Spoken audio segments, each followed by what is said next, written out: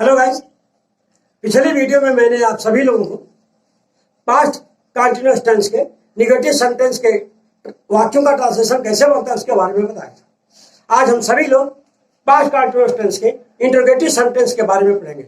जैसा कि मैंने कई बार बता चुका है पिछले वीडियो में कि इंटरोगेटिव सेंटेंस दो प्रकार के होते हैं। पहला होता है डायरेक्ट क्वेश्चन, दूसरा होता है इनडायरेक्ट क्वेश्चन। तो आज हम सभी लोग डायरेक्ट क्वेश्चन के बारे में पढ़ेंगे। डायरेक्ट क्वेश्चन को फर्स्ट टाइप इंटरोगेटिव या यस या नो टाइप क्वेश्चन करते हैं। यस या नो टाइप क्वेश्चन कहने का रीजन यह है कि इसके जितने भी आंसर होते हैं अंग्रेजी में वो या तो यस में आते हैं या नो में आते हैं, और हिंदी में या तो हाँ में आते हैं या नहीं में आते हैं। इस वाक्य को हिंदी में प्रत्यक्ष प्रश्न भी कहते हैं। इसके वाक्यों की पहचान क्या है कि इसके वाक्य हिंदी में क्वेश्चन वर्ड क्या से शुरू होते हैं, और हिंदी में इसके हिंदी के वाक्य प्रायः क्वेश्चन वर्ड क्या से शुरू होता है, और अंग्रेजी में किसी न किसी हेल्पिंग वर्ब से नियमों के अनुसार शुरू होते हैं। और जब हम इस प्रकार के हिंदी वाक्यों का अंग्रेजी में ट्रांसलेशन बनाते हैं तो किस नियमों का पालन करते हैं, वहां पर किस तरह का स्ट्रक्चर ऑफ रूल होता है, आइए देखते हैं।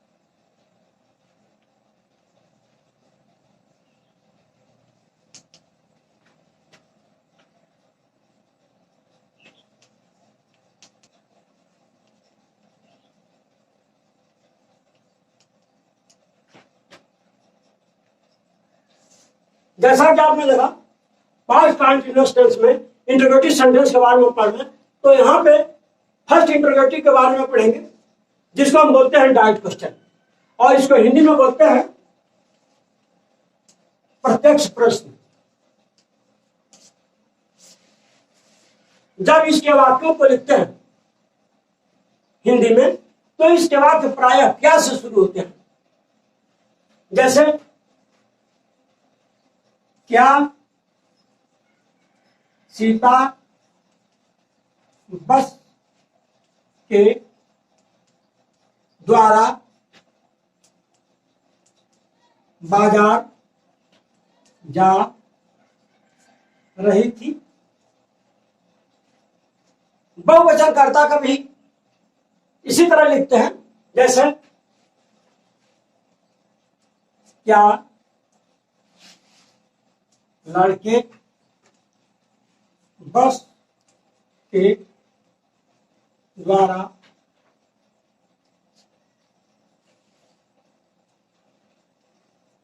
विद्यालय से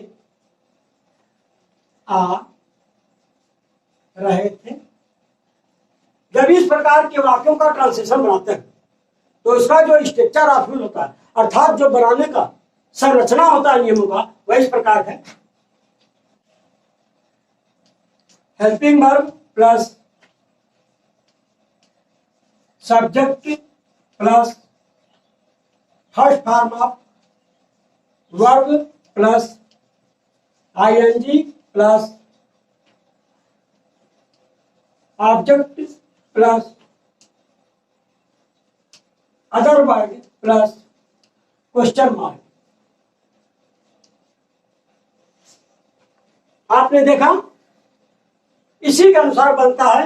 सरलता से समझने के लिए इसको नंबरिंग करते हैं 1 2 3 4 5 6 7। अब इसमें से किसी भी वाक्यों का जब ट्रांसलेशन बनाएंगे तो किस तरह से बनाते हैं, बस इसको हिंदी वाक्य में पहचानने की जरूरत है।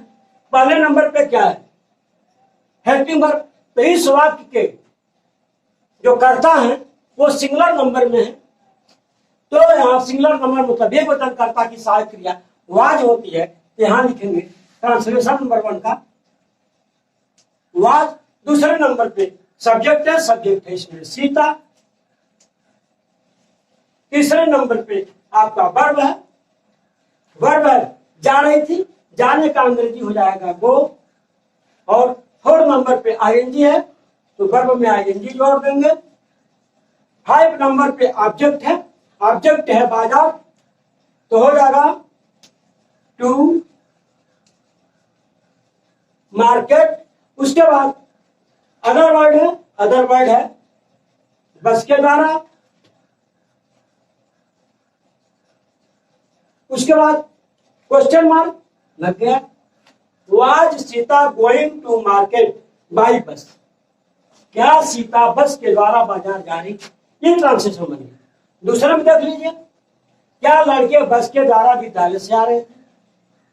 क्योंकि यहां कर्ता बहुवचन है, तो यहां पे हेल्पिंग वर्ब हमेशा याद रखेंगे, क्या से शुरू होने वाले वैसे तो इन शब्दों का जो अंग्रेजी वर्ड होता है वो व्हाट होता है, लेकिन डायरेक्ट क्वेश्चन में कभी भी क्या की अंग्रेजी नहीं लिखते हैं। जब वाक्य हिंदी में क्या से शुरू हुआ था, उसका स्थान पे हम हेल्पिंग वर्ब को ही लिखते हैं। क्या क्योंकि कर्ता बहुवचन है, यहाँ पे हेल्पिंग वर्ब हो जाएगा वेयर। उसके बाद दूसरे नंबर पे सब्जेक्ट है लड़के।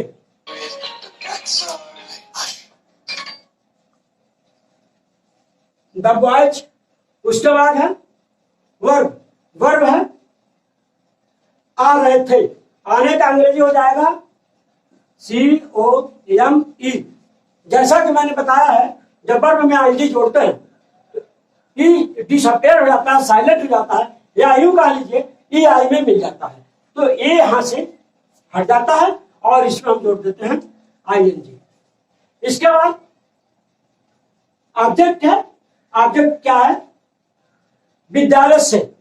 तो विद्यालय से यहां मैंने कई बार बताया है, से की अंग्रेजी फ्रॉम होती है, वो एक डिस्कनेक्टिव वर्ड है जो सब्जेक्ट को ऑब्जेक्ट से अलग करने का काम करता है। जब कहीं हम जुड़ते हैं तो वहां पे जोड़ने के लिए टू का प्रयोग करते हैं, और जब कहीं से अलग होते हैं तो वहां पे हिंदी के वर्ड से का प्रयोग करते हैं, और अंग्रेजी इसकी फ्रॉम होती है, तो हो जाएगा विद्यालय से की अंग्रेजी फ्रॉम स्कूल।